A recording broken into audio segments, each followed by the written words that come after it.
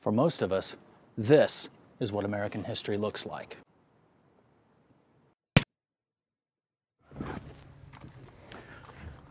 But the real history of America is down here in the dirt. And the archaeological history of America that we uncover will be the story of all of us. And modern archaeologists are using some of the most advanced scientific investigation techniques to uncover America's hidden history. And over the next 6 episodes, we're going to dig into the hidden story of America's frontier. It's a story that takes place in the spectacular forts, cities, and sites along the inland water highways of North America. Archaeology is like detective work. This could be a shovel of dirt, some rocks, organic matter, a little bit of vegetation. But if you look closely and you know what you're looking for, it could be the voice of America's past.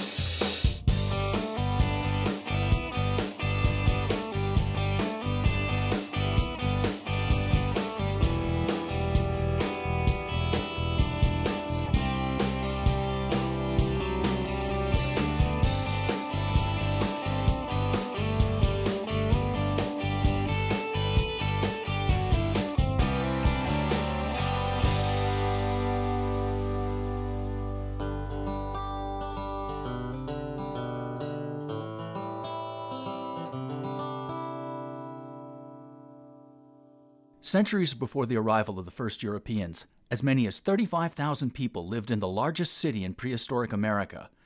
But by 1400, that city was abandoned. An entire civilization vanished. Who were these people? What were they doing here? And what happened to them?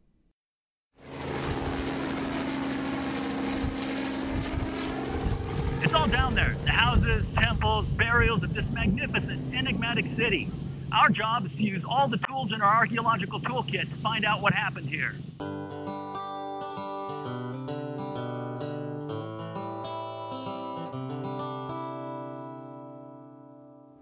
For most of us, the history of colonial America is all about places like Boston, Philadelphia, Jamestown, and the British settlement of the eastern seaboard. But the archaeological history of North America tells a different story. Out here on the frontier, the story is as likely to be French and Native American as it is British. It's a story that's recorded in the sites, the cities, and the Native American settlements across the continent. This episode is the story of the Europeans and their relentless pursuit of material wealth colliding head-on with the geopolitical culture of Native North America. Because archaeology is the study of material culture, it can add flesh and blood to the bare bones of historical narrative. And that narrative is no more real than here in the spectacular walled city of Quebec. So Lynn, when archaeologists talk about excavation, what do we mean? Basically, it's controlled digging, and by controlled, the first thing we have to do is know where we are in space, and so we establish a grid. You can see our bright pink strings here. We do hand excavation here, so we use mason's trowels. We are finishing up the base of our level 2. So that is there's the sod level, which is where we remove all of the sod. And then there's levels 1 through however deep you have to go. And each level, the way we're doing it, is 10 centimeters.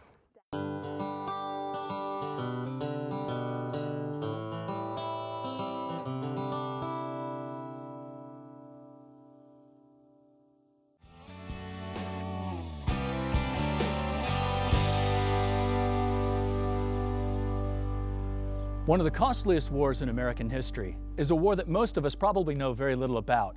If you saw it in the history books, it was called the French and Indian War. In Europe, it's called the 7 Years' War. But in reality, it's a global conflict fought between ancient European enemies for colonial supremacy. And the outcome would have major repercussions for the French, for the British, the colonials, and the Indians. And in this episode, the archaeological story that we uncover is going to be the real history of World War America. Starting at Quebec on the St. Lawrence, from Detroit and Mackinac on the Great Lakes, and down the Mississippi to New Orleans, New France formed a semicircle around the British colonies in North America. The British colonies suffered from mounting population pressure, and renewed hostilities in Europe only fed the fires of conflict with the French. In contrast to New France, with its loosely connected network of forts and trading centers, the British colonies along the Atlantic seaboard were more tightly administered, they were more heavily populated, and they were more hostile to native peoples.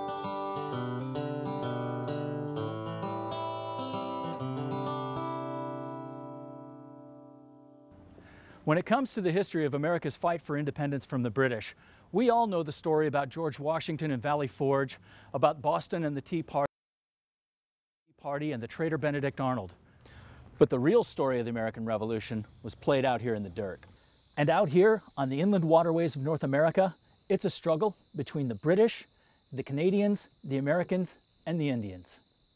The American Revolution was a world war fought between colonials, Europeans, and Native Americans. The pitched battles and lightning raids on forts and villages and settlements that were stretched out along the continent's lakes and rivers tell a story where Europeans, Native Americans, and colonials all fought for their own individual interests. The story of the American Revolution on the frontier of Canada is about the struggle to control the inland water highways, including the St. Lawrence River, Lake Champlain, and the Great Lakes. Archaeological study at that Revolutionary War battlefield site to try and both learn about the archaeology of the battlefield, how the events unfolded, to really help illustrate the history that we know about that battle. And then really importantly, in fact I would argue even more important than the archaeology, is we wanted to address what is the main threat to that battlefield. And that is the removal of artifacts by well-intentioned folks, divers there wanting to touch a true piece of history, because the history is there.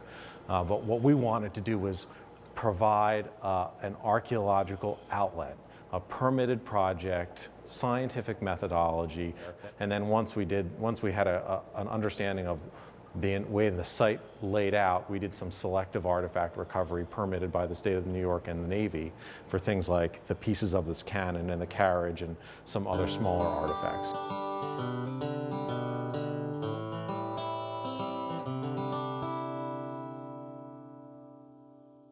Everybody loves a mystery, and adventure is like catnip in the classroom. Archaeology is where science meets history in the dirt, and with this series, we set the bar high, working with many of America's top historians and archaeologists. As a result, we've put together an entire episode about the STEM connections between archaeology and history. So core sampling, along with other non-invasive techniques like magnetic resistivity and other geophys, allows us to really look inside a mound almost like an X-ray without actually having to dig it open. Right. This really represents a new era in archaeology where we can do either non or minimally invasive techniques to explore archaeological sites. And this new technology allows us to examine sites that are not just on dry land, but underwater as well. We're not really disturbing the wreck at all. We're mapping it, but in terms of, if we go down and touch it and move things around and excavate around it, that's going to be an invasive process. This seems pretty non-invasive. So what we're doing here is we're using sound to document a wreck. It's a scanning 3D sonar. It takes really only those acoustic pictures of the wreck, and it leaves it exactly the way it was when we started. So when we're finished, we're going to have a complete map and a 3D image of the wreck and the site, and as you finish the whole area, those can all be stitched together, that's exactly, and you'll have a complete three-dimensional map of the lake bed without ever having to actually disturb anything. That's exactly right.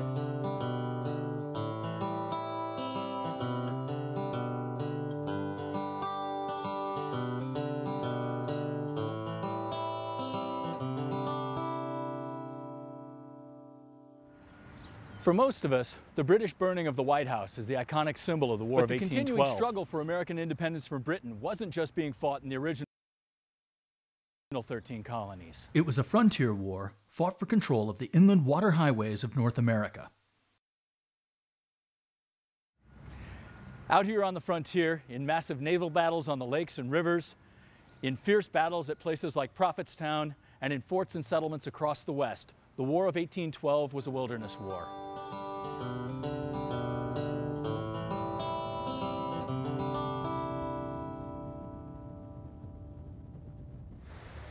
When most of us think about naval engagements in the War of 1812 or the Revolutionary War, we might imagine the massive battles that are taking place for places like New York and Boston. But the reality is, out here on the Great Lakes, the battles are just as fierce as those being fought on the high seas. It's a war in which the British and their native allies and the Americans and their native allies fought for the control of a continent. It's America's second war for independence.